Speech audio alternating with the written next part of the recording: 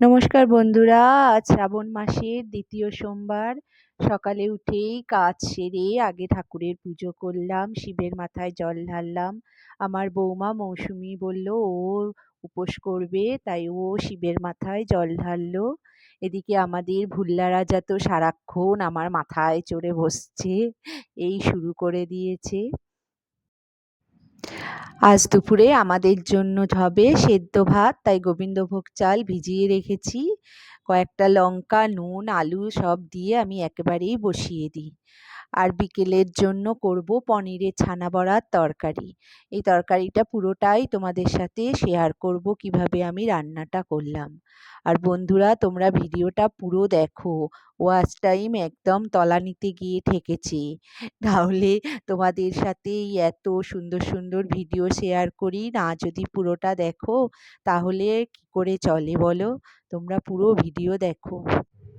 পনিরের ছানা বড়ার তরকারির জন্য নিয়ে নিয়েছি এখানে ছানার বড়া, আর নিয়েছি পনির অল্প করে, আর মশলার জন্য নিয়েছি কাজু, কাঁচা লঙ্কা, আদা, টমেটো, আর ডুমো করে আলু কেটে নিয়েছি।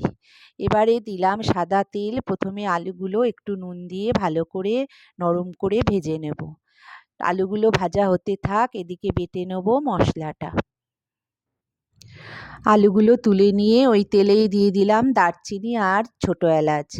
একটুখানি গরম হয়ে গেলে দিয়ে দেবো পনিরগুলো দারচিনি আর ছোটো এলাচের সঙ্গে ভেজে নিলে পনিরের মধ্যে একটা মিষ্টি গন্ধ হয়, তাই জন্য হালকা করে ভেজে নিয়ে এবার পনিরগুলো তুলে রাখবো।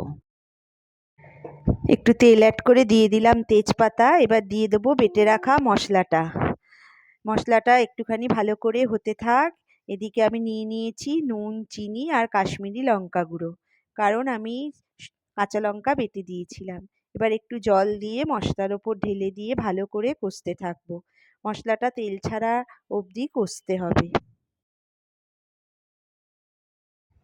মশলাটা ভালো করে কষে নিলাম। এবার এর মধ্যে দিয়ে দেবো ভেজে রাখা আলু দিয়ে ভালো করে নাড়াচাড়া করে দিয়ে দেবো গরম জল। গরম জলটা অবশ্যই একটু পরিমাণ মতো দিও, কারণ ছানা বড়ার তরকারিতে প্রচণ্ড পরিমাণে জল টেনে নেয়।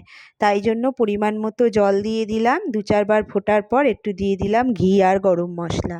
এবারে নামিয়ে নেব।